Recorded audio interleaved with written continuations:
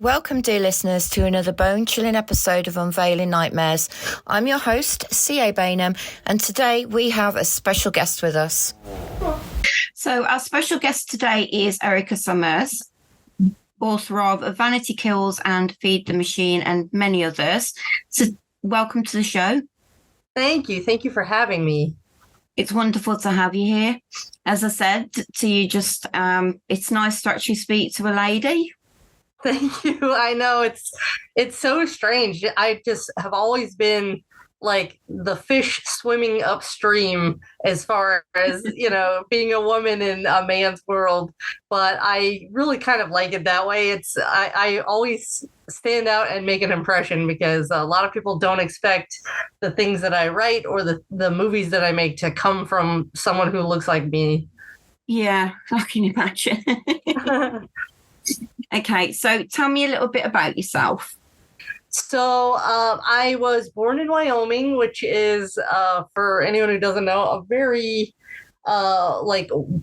wide open place where there's only like 5 people per square mile up there.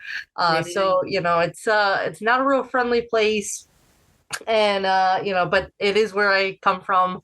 And I spent a lot of time while I was up there writing and making movies and just trying to get into things because there's just not a lot to do. And I'm more of a social creature. Yeah. And I've got a lot of ideas and things. Like I always tell people that what I want to be when I grow up is the old witch who sits around a campfire and scares the crap out of little children with scary stories. And in whatever way I get that out into the world is fine by me. So at first that was films. So I started making films in Wyoming, and then I moved to Florida for a while. Yeah. And then ended up in Louisiana for a while, which was a lot of fun. I really enjoyed it down there. And that inspired some of my works for sure. I shot movies in both states. And then during the pandemic, I moved up here to Connecticut. Yeah. So now I'm exploring the New England side of things and getting to know, the locale and the places up here and being very inspired by all the different places that I've been to. So I just kind of grab a little bit of like inspiration and things from everywhere I come from. In fact, one of my books, Bad God's Tower, it's written in Wyoming, it's set in Wyoming, around Devil's Tower. And then Vanity Kills is set in Louisiana. And some new works that I'm working on are set in New England. So I take a little bit of everywhere that I've been with me in my movies and my books and stuff like that. And I try to just entertain people. That's really all I want to do with my life. And scare the crap out of them as well. Yeah, I would love to scare, like, anytime somebody tells me that I gave them a nightmare, that's like the best compliment you could ever give me in my whole life. Like that's all I'm living for, is to give people trauma, I guess. So tell me about your books without giving any spoilers away. Okay, so I've got 3 like sizable books, and then I've got a bunch of shorts they're all out on Amazon with the exception of a couple. So Mantis was my first. Mantis came out in 2016, and it is a horror comedy of sorts. It's like a really action-packed, sort of like Blackbirds by Chuck Wendig.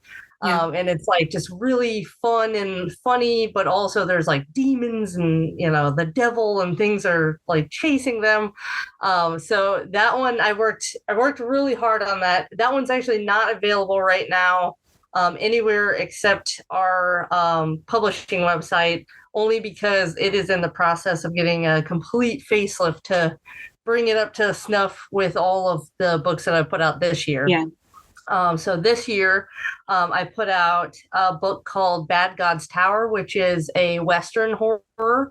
And I wouldn't say it's splatterpunk, but it's verging on the line of splatterpunk. It's definitely got a very gory third act to it where it's a lot of fun. What I always try to do with every story is delve into some of my own fears. So that one very much deals with my claustrophobia.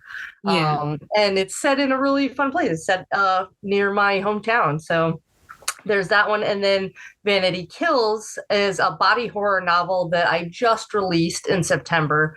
I'm very, very proud of this one because it was a film first. It was my film Obsidian. And that one took me about 7 years to make because we just went through the ringer with some producers and like all kinds of setbacks and COVID and all kinds of stuff. So the movie didn't quite turn out. I mean, I love the movie, don't get me wrong, but it didn't quite turn out as fearsome, like it is terrifying as I wanted it to be. And so the same thing that I thought when I was writing Mantis, I did when I was writing Vanity Kills, and that's, what doesn't have a budget, what don't I have to rely on, actors and all of these things aligning to be scary, and that's a book, So I decided to turn it into a novel and add some backstories and add some explanations for things that didn't work in the movie, things that were supposed to be in the original that we either had to cut for a variety of reasons. So it's much more like the unadulterated version of what I had in my head when I set out to make the film. And it's just a lot scarier than the film, in my opinion, because your mind is filling in the blanks and you're not. Nobody's going to pick apart any, acting or costumes or anything like that. They're just in the story. So I put that one out, and then I've got several short stories that are on Kindle Unlimited right now. I've got Derailed, which is a psychological horror, which has been probably my bestseller this year. A lot of people really like that one. It's kind of loosely based off of some experiences that I've had with my own mentally ill mother. And then I have In the Blood of the Martyr, which is a religious horror that is loosely based on my experience as a growing up Pentecostal, which was, in retrospect, kind of, I don't know, it scares me. So that's why I wanted to write a story about it. Not that I'm trying to knock Pentecostalism. I know it really helps a lot of people, but it's just some very strange practices that when you're doing it, it seems totally normal. And then when you're out of it, you're like, what was I doing? So that In the Blood of the Martyr is a very personal story to me because it's a horror twist on something that's already sort of chilling to me. And that's just being Pentecostal. And then I just released last week, or maybe it was this week. The days are blurring together right now. I released a very gory little short story called Feed the Machine about a brand new VR technology that basically has real world consequences. And it's just funny and gory. It's not even supposed to teach you a lesson. It's just straight entertainment. And a lot of my books are more thought-provoking, and you're like, there's a moral there, there's a story. And that one is much more just like, hey, you want to see some blood? And people are really seeming to enjoy that one so far, which is great. I want to show people that I'm not a one-trick pony. I don't want to get boxed into a very specific niche. I love horror as a genre, and I am terrified of getting pinpointed as you have to be splatterpunk, or this book is not splatterpunk enough, or this is not extreme horror, or this is not cozy horror. I don't want to get to where people expect a certain thing from me. I just want them to expect something entertaining. So that's why I kind of bounce around a little bit and try different sorts of genres and plays on different tropes and stuff like that. Yeah, that's a good idea. Not to stay in one particular subgenre, isn't it? Really. I mean, I know you. Yeah. I think what was it now? Was it psychological horror, body horror, splatterpunk? Religious horror. I mean, there's quite a few there already. Yeah.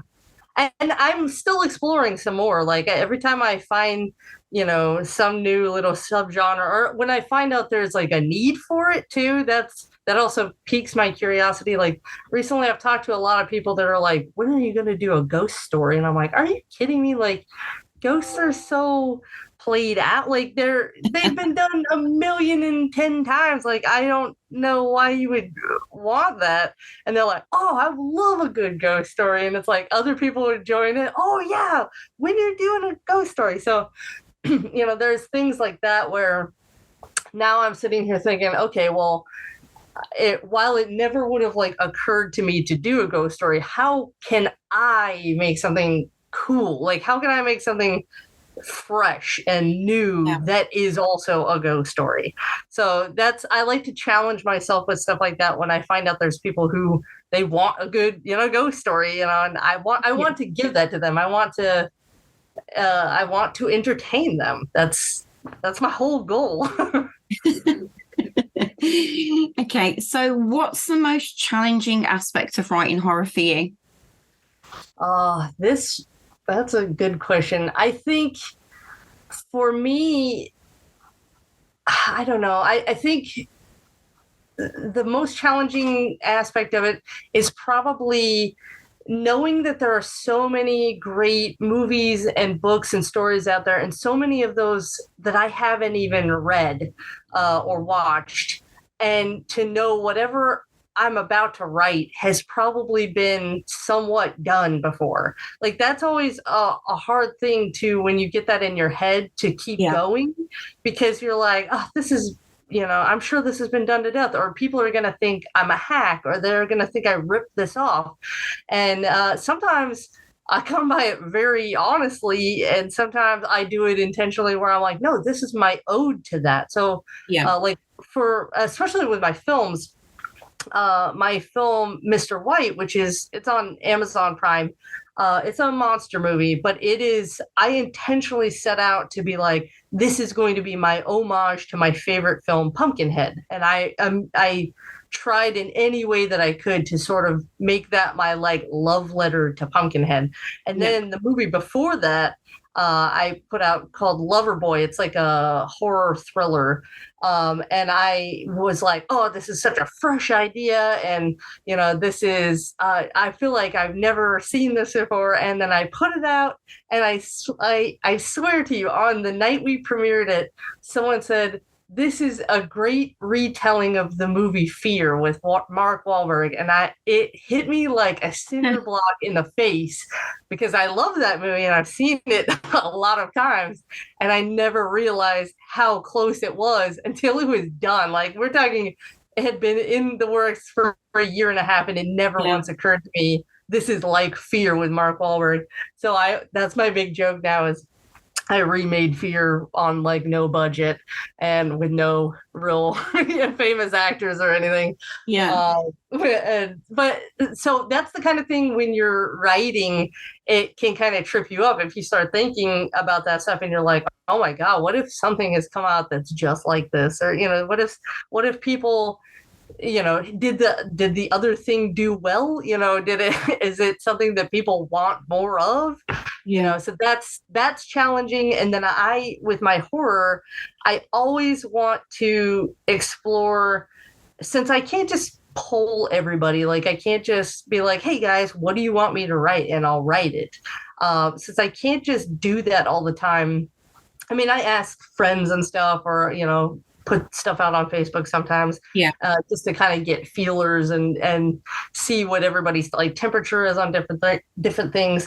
But in general, when I'm writing, or like when there's a call for short stories for an anthology or something like that, I have a list of my fears, my genuine fears, whether they're absolutely ridiculous or whether they're very real and common.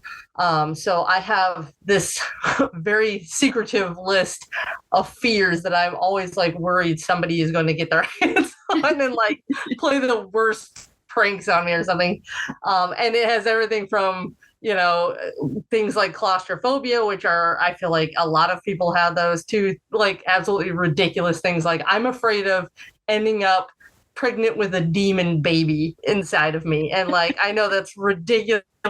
Like that does not happen in real life, but that's like still a genuine fear I've always had. So when I go to write a short story, or when I go to write a novel, or when I am working through a novel on a second pass and be like, what can I do to amp this up? Sometimes I'll go through that list and like look at all my fears and just shiver and be like, ooh, this would be a good one to throw in there. Or this would be a good one to work the story around. So I have a lot of short stories that came out in different anthologies over the course of this last year, including a couple for Erie River. Like I have one called Patent and Vermilion that just came out in the Air anthology. And it's basically based on an experience that I had when I was kayaking and these mayflies came and swarmed me and my friend and scared the bejesus out of me. And I didn't even know they don't even have mouths. Like I thought they were eating us alive. And so, but those fears are very real. So that can be very challenging sometimes when you set pen to paper and you start thinking about, what am I going to write?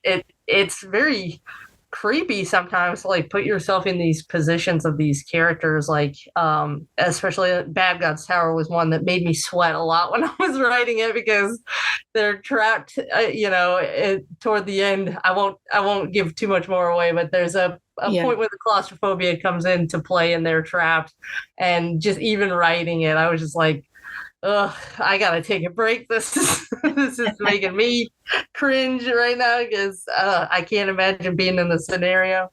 So yeah, I'd say that's the most challenging.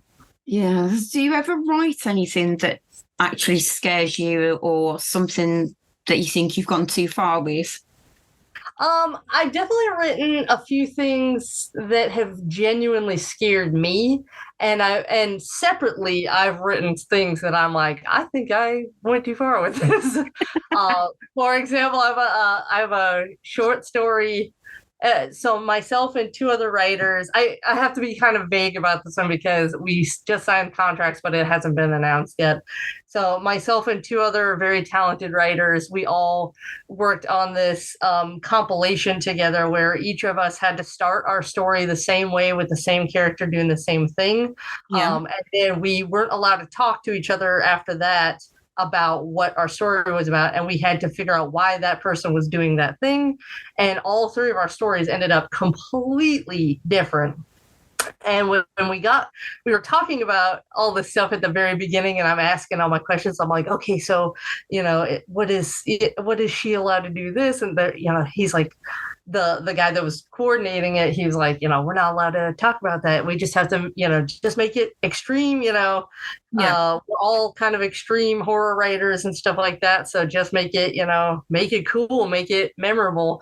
And so he said extreme, and I don't know why my brain went like full splatterpunk with it. And my story, when I read theirs, I immediately, like, my stomach dropped, and I was just like, I have gone too far. I'm like, they were looking at me like, what is wrong with you? Like, why would you write this? And when we went to go get it published, the first thing, we had a publisher in mind, who fortunately is the one who's going to put it out. But the first thing, it was, there were talks where they were like, I'm not sure we can include your story in this. We may have to replace you with another author and you publish that one separately because there's going to be some heat for this.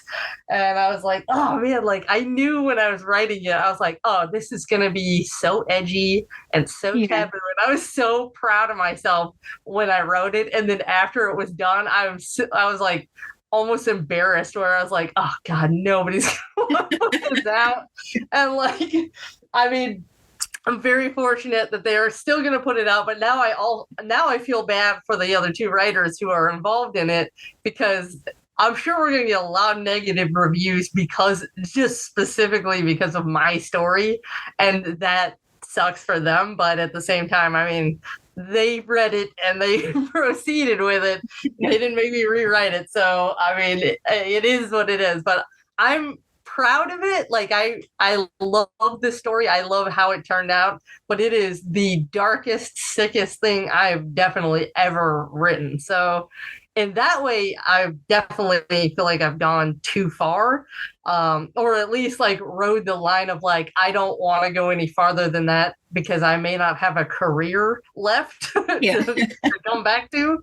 And then as far as things that have scared me, as I mentioned before, the short story Derailed that one's very, very personal to me. And that one's the one that has blown all of my other works out of the water. It's strange. It's even sold more than some of my paperbacks. Yeah. Which is crazy to me that a 99-cent short story on Kindle could do that. But it did. It was like wildfire. And that one's super personal to me for two reasons. That one, it was very hard to write because the short story starts out with a car accident that I actually was in during the pandemic when I moved to Connecticut, and I almost died in it. And I had a lot of really bad like PTSD from it afterward because I got crushed upside down in this thing, and it almost smashed my head in.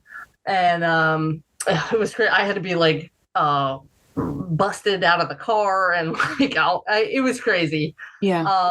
But so the actual short story starts out with a woman like myself who goes through this exact car crash. So that was kind of my way of working through that accident, and more so putting people in my seat. I wanted people to kind of like, from a safe distance, experience what I experienced, because it's crazy to be able to go through something like that and come back and be able to live to talk about it. Yeah. So I thought that would be a really interesting way to start it. And then the other half of it is really personal and also like hard for me to write because my mother, like I said, my mother has a lot of mental illnesses. We haven't talked in many, many years. Yeah. It was a very toxic sort of relationship growing up. But it was very difficult to watch her sort of like degrade mentally over time over these different things, because it's so strange with like schizophrenia and stuff like that. You can watch someone be absolutely convinced of something and you feel convinced because of how convincing they are. Yeah. And then the next thing you know, you're talking to someone else and you realize how far off the mark from reality that is, and it can be chilling. Yeah. So I wanted to write something that sort of portrayed my experience with that, but in like a fictional way. Like it's not something that actually ever happened with my mother, but it's something I imagine would happen with my mother if I had a car accident and had to be put in her care.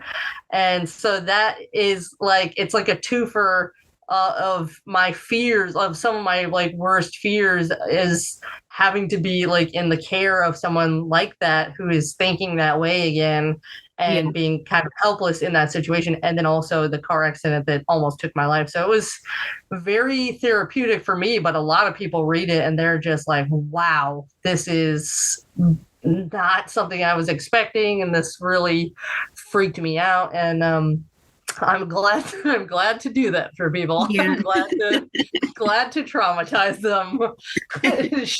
There's plenty of trauma to go around, so just share more than welcome to some of mine. Yeah.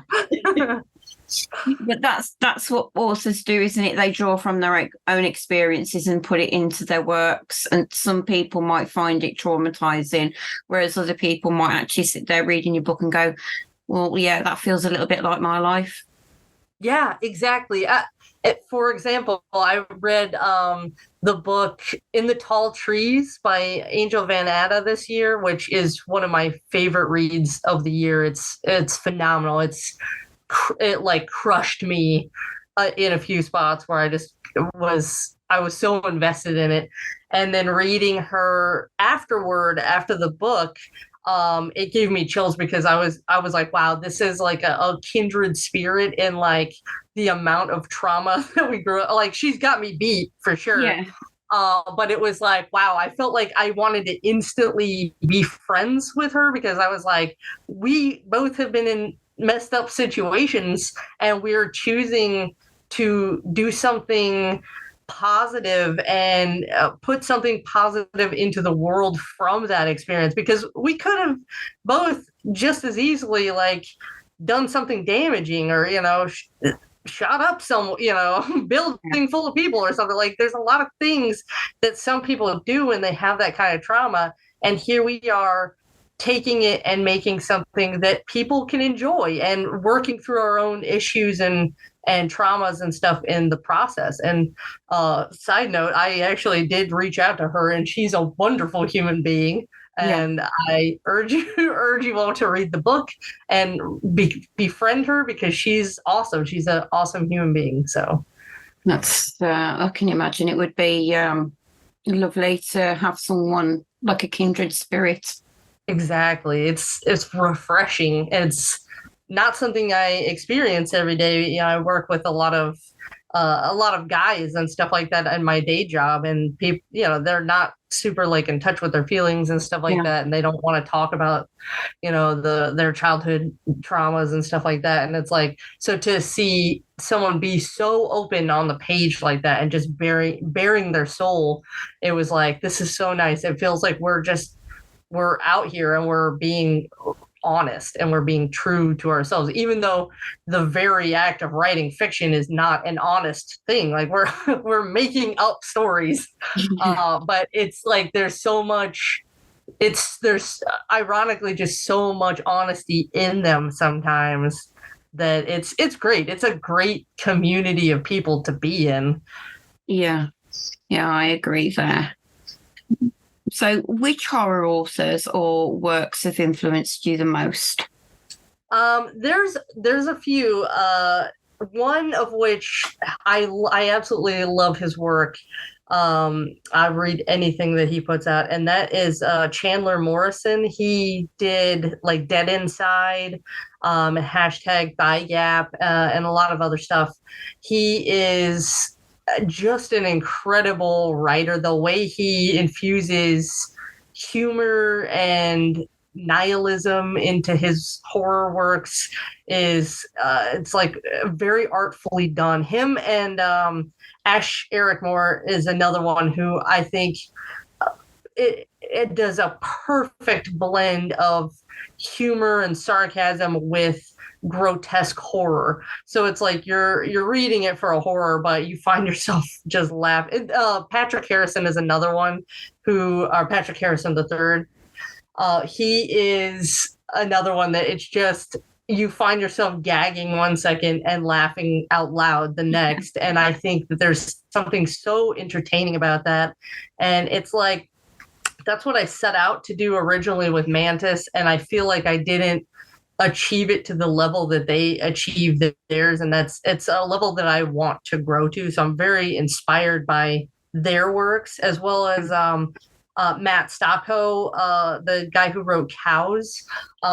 There's something so strange and morbid and beautiful about that book, even though it's that one is very grotesque and disgusting, and a lot of people cannot stomach it for the animal torture and stuff that takes place. But there is something just so strangely like transportive. Like I was in another life, in another world when I was reading that. I've never wanted a book to not end like Cows. It was so strange. I was like, I don't even know. I hate myself for liking this, but I'm so mesmerized by how entertaining this is and like how beautiful his prose is. He has like some of the most beautiful prose I've ever read. And then, you know, obviously there are some bigger names in horror like Clive Barker and Andrew Niederman that are, as a child, those were the books that I got my hands on that I was like, wow, this is what horror is supposed to be. So of course I would, you know, be remiss if I didn't mention them, but there's a lot of really amazing indie horror writers that I've been reading lately. Like Otis Bateman is one that really blows my mind. He is very good at like transgressive horror and very nauseating and visceral descriptions, but with a story that you actually like really care about the characters, or you're very invested even if you don't like them. Like his book, I Simply Am Not There. It's one I brag about all the time, all over Facebook and stuff like that, recommending people because it's just so like unique and fascinating, and like you can feel his pain, like his like personal pain when you're reading it, but it's not in a way that feels like oh my god, I gotta reach out and give this guy a hug. It's just like you can tell he's like one of us, like myself and Angel, who are using our own like issues or things that have hurt us in the past to make something positive and make something entertaining.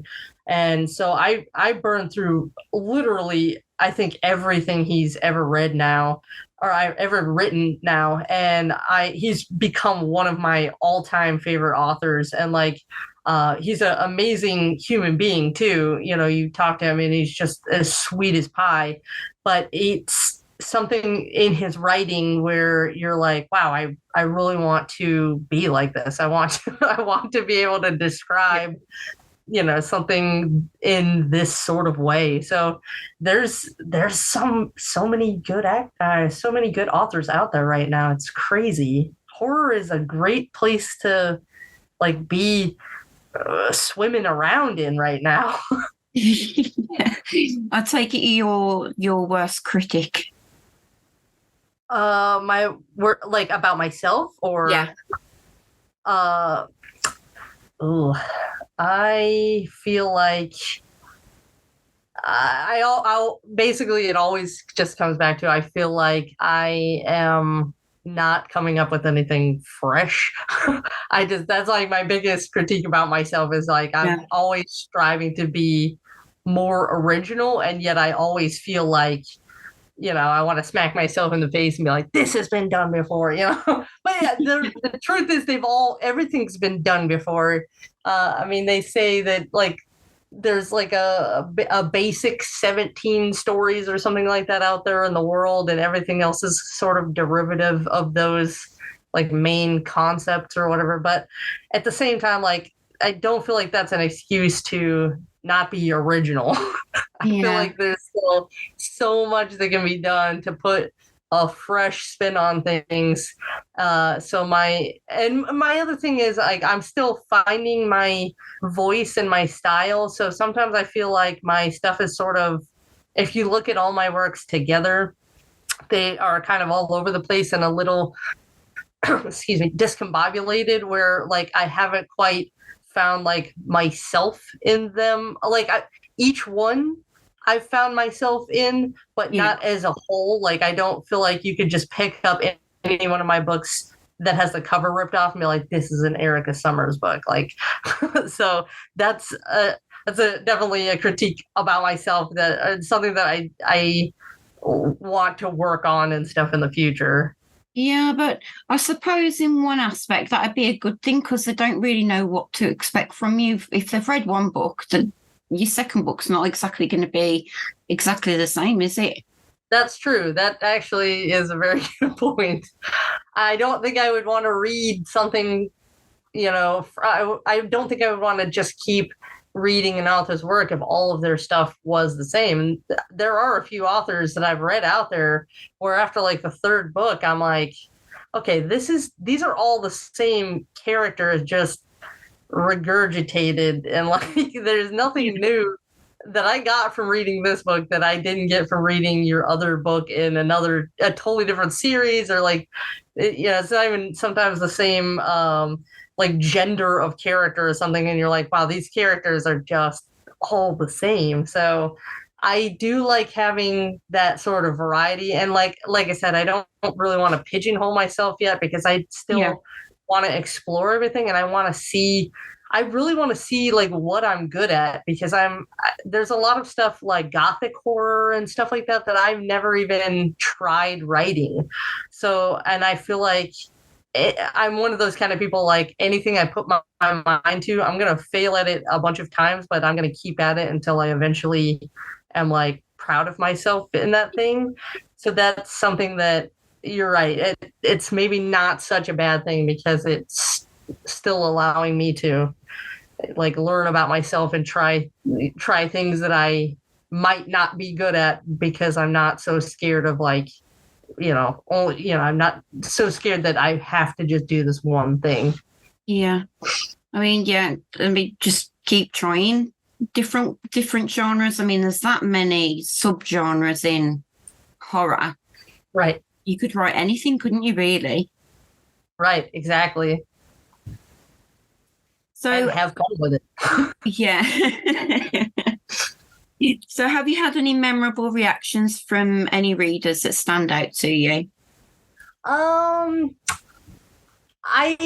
There's something so exciting to me whenever I get reviews online of any of my work. I just feel like I feel like it's the first time every time. I feel like I'm blown away that someone has actually read my work. And it's like the reality is there's a lot of people out there reading it and a lot of people out there, trying it out with the short stories or on Kindle Unlimited and stuff like that. Probably a lot more than I realize. But it's like every time somebody puts a review out there, I'm just like floored. I'm almost like, oh my God, they read it and then they liked it on top of that, because I'm so used to with my films having the opposite sort of reaction. It's like a lot of people will watch my films and then everybody will hate on them. I'm like, I didn't get a lot of I worked so hard on my films, and like there was a lot of times where I'd go to do like a panel or something for for filmmakers and stuff, and someone's like, why do you suck so bad? Like I remember I put out a trailer to one of my movies. I'd been working a year on it, and the first comment of the trailer once it was up on YouTube was, this filmmaker should kill themselves. And I just remember thinking, that's not the reaction that I wanted. That's not what I thought was going to happen when I put this out there into the world. So there's something so exciting and special that for writing, that like it seems like my writing is being just received so much better than my films. And that excites me to no end, just because every time I see something online pop up with my name on it, I'm like, oh my God, this is amazing. I liked it. I want to cry right now. And so there's not like one specific thing that really stands out as far as like, this person made me cry. It's like, it's all of them. I feel like every time someone emails me with review, or I see something on Amazon when I'm scrolling through the reviews or something like that, or Goodreads or Facebook Books of Horror group, it just always warms my heart and like makes my day whenever I see anything positive on any of my stories. Yeah. It's like I'm just so starved for that sort of I'm like a dog. I love a good head pat. Like I want someone to just feel like, good dog, you done good, and then pat me on the head. And that's really all I want in life. Like that's who I was as a child. My parents can definitely tell you, like, I would literally do anything for an attaboy, when I was growing up. Yeah. And I'm no different now. Like I'm so thrilled and excited. Like it makes me want to keep writing every time I see someone react positively like that, because it makes me feel like I'm on the right track, Yeah, it does, doesn't it? I mean, if you're getting good reviews, even some of the bad reviews can be good though. Right, exactly. They write in them. So a bad review is never always a bad review, if that makes sense. Especially in horror. Like nowhere is that more true than in horror. Yeah. I feel like I've bought so many books after reading like 1-star reviews. I'm one of those people that's like, I see somebody bash on something and they're like, this was a piece of garbage and I wanted to vomit and I never want to read this author again. I'm like, let me go check this out on Amazon. Like that's immediately like that's the best kind of advertising that you can have in horror sometimes, I feel like.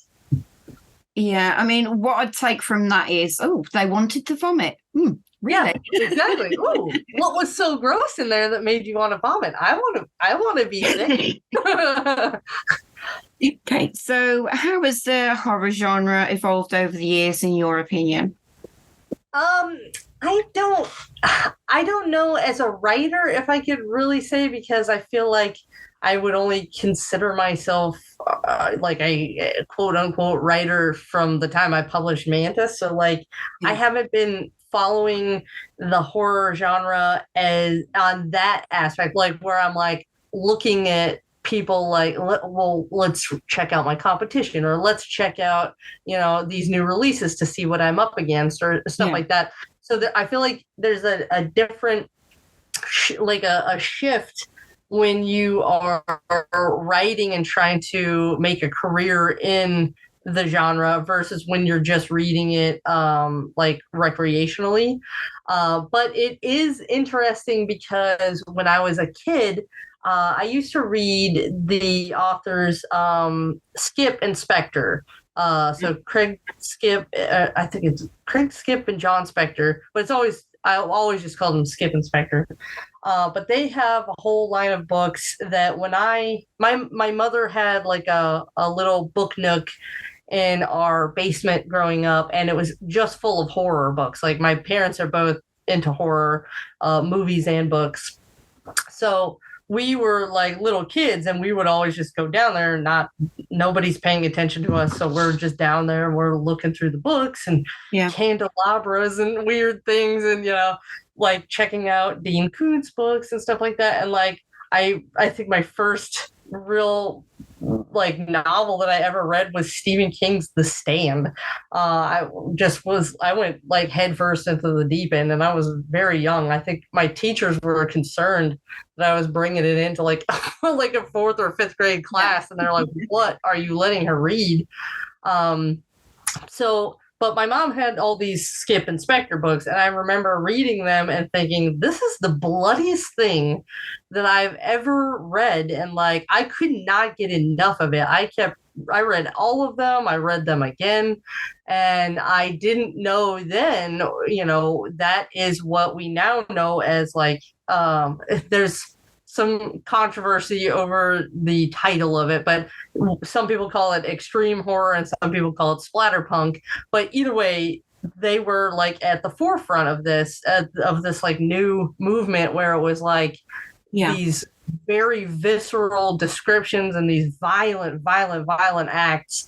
And I remember just reading that at a young age and being like, I am so fascinated by this sort of like violence without a ton of motive, or violence without any moral compass.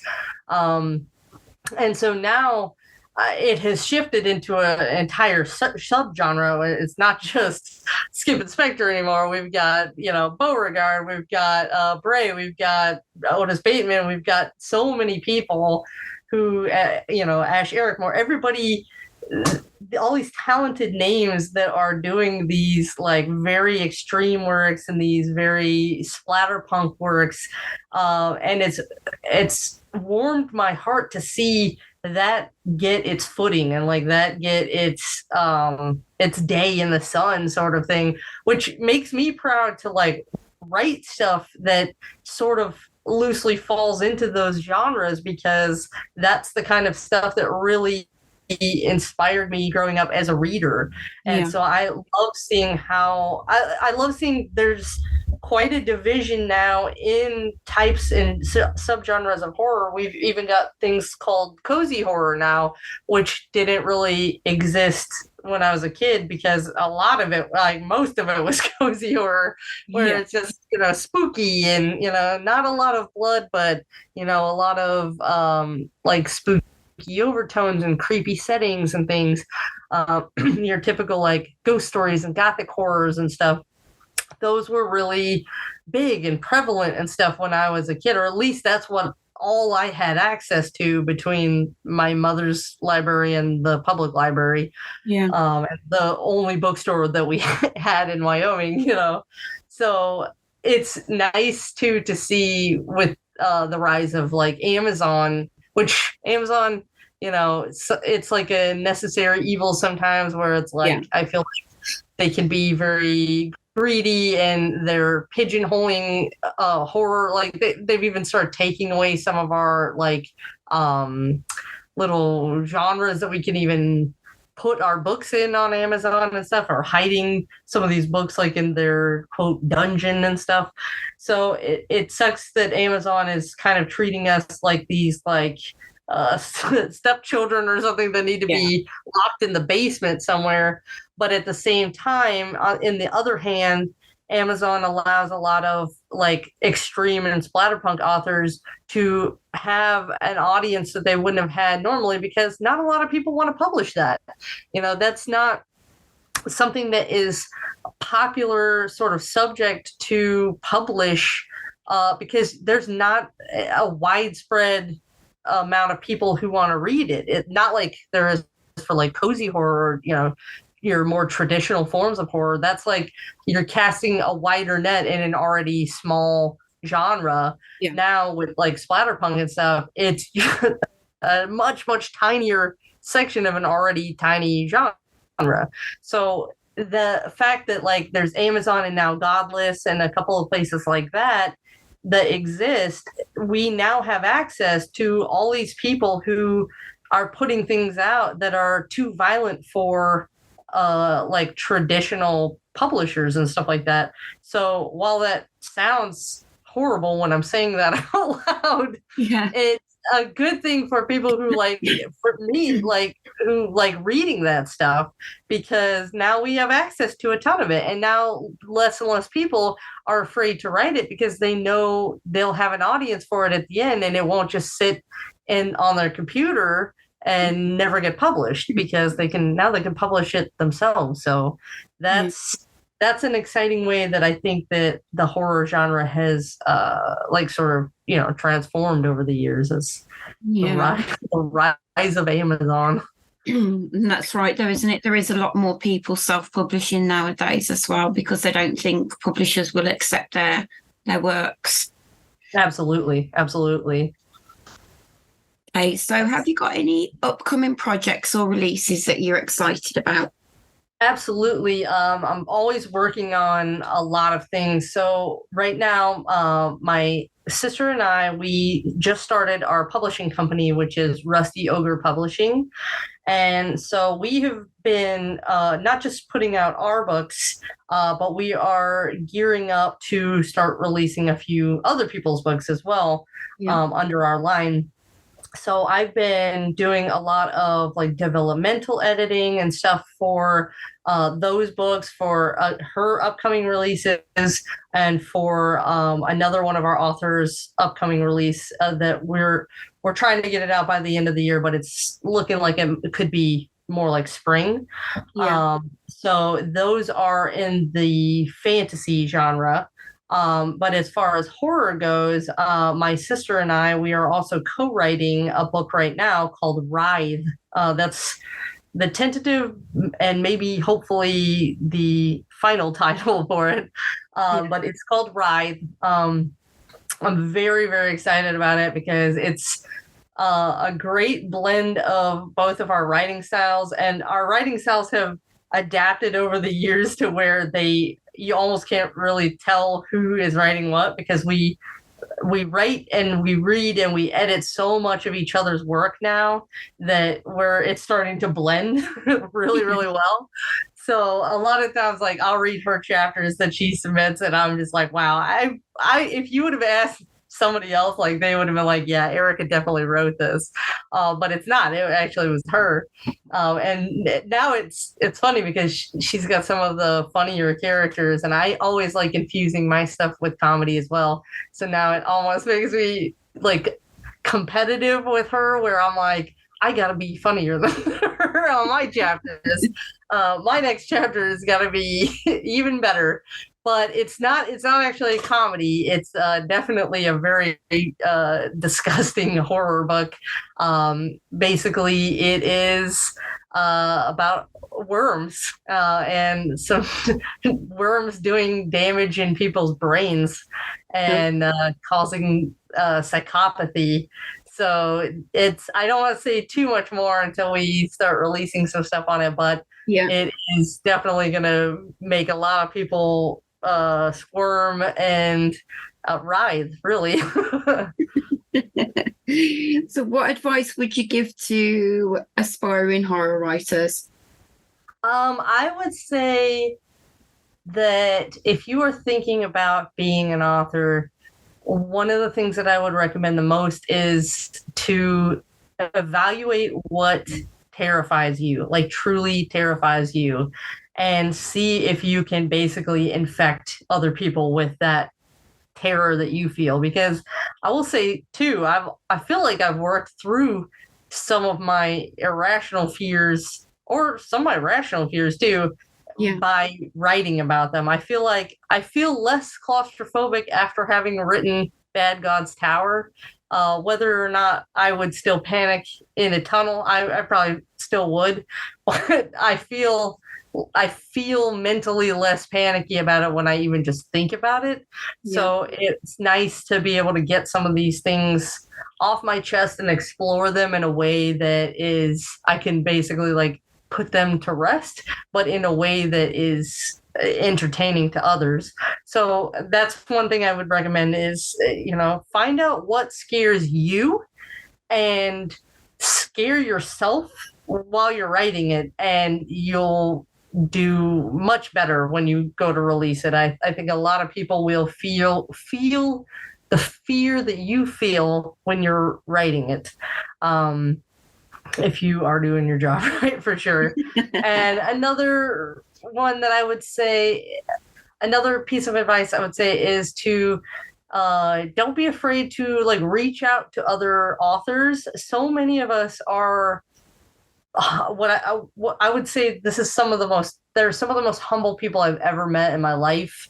A lot of them are very surprised that you're even like fangirling or gushing over them. They're just like, who, me? Like they're looking over their shoulder like, are you talking to me?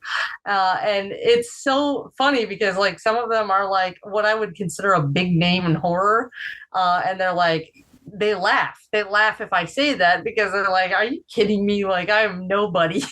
So that's reach out to them. We all have these stories where we're trying to climb to the top and claw our way through, but horror, I know it seems like it would be one of those genres where we would all step on each other's faces to get where we need to go, but it's actually not. It's actually like one of the least likely, I feel like the least cutthroat type of scenario, where there's not a lot of people that are like looking at each other like, you are my competition, why would I talk to you? It's like, yeah, dude, I get it, it's hard, I didn't know what I was doing, here's a good resource for you, here's a program that I use to make my ebooks, or here's a great book to read on writing, things like that. And I feel like everyone I've talked to in like horror writing has been wonderfully like receptive and grateful, and they know that they're not going to get far in this career path, I think, if they're jerks. I think if it starts getting around that all they are is a jerk, there's like 2 or 3 that I've heard of where everybody's like, stay away from this person because they are no good and they will be a jerk to you. There's a few of them, and usually it's so strange because it's like, I feel like some of their work is like, you don't deserve to have that kind of ego. But that's like, I feel like a drop in the bucket compared to people like Keisto Healy or Otis Bateman or Eric Moore, any of these people that are putting out a lot of really good, solid content all the time. They want to be read. They want to be, they want their work to be enjoyed, and they're happy to, help you out if you have questions. So that would be my other piece of advice, is just reach out.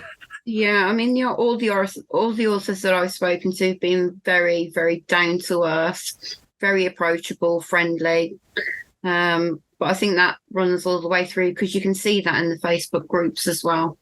Right, exactly. And that's what I love too. I would recommend that as well for anyone thinking of writing. Get involved in the community, because you get back what you put in, and it really is a community. Like, it really is a place where if you are raising others up, they will, it's not a quid pro quo thing where you should only do it because they'll do the same for you. You should do it because it's the right thing. If you read something that's good, tell people about it. And because guess what? When you're writing, you're going to want people to do the same thing for you, Yeah. I always joke that I'm a big mouth online, because anytime I read something, if it was good, you're going to hear about it for weeks. I'm going to tell everybody that I can. I'm going to be in every message board on Facebook that I see, recommending it, tagging people in it. I can't even tell you the amount of times that I've tagged people like Otis Bateman in my posts or whatever, or recommended the same book over and over and over again, because it's people need to know, and they're not going to know if we don't talk to each other. So if I have the chance to, if you only have time and money to read one book, I want to help steer you in the direction of something that's good, because I've read a lot of garbage. I've read a lot of stuff that people didn't put any time into editing or proofreading or any of that stuff, or just riddled with plot holes and stuff like that. And I want to help you avoid that. So when you reach out and you recommend good books and stuff like that to other people, the really good ones start to rise to the top and get the attention that they really deserve. Yeah, I mean, that's brilliant advice. Thank you very much. Well, thank you, Erica, for joining me on the show today. Absolutely. It's been wonderful having you here. It's been nice talking to a woman. So, yeah, thank you very much. Stay tuned, dear listeners, for more spine-tingling tales and dark discussions in a world of extreme horror. Until next time, remember the nightmares are real, and here on Unveiling Nightmares, we're crafting nightmares one tale at a time.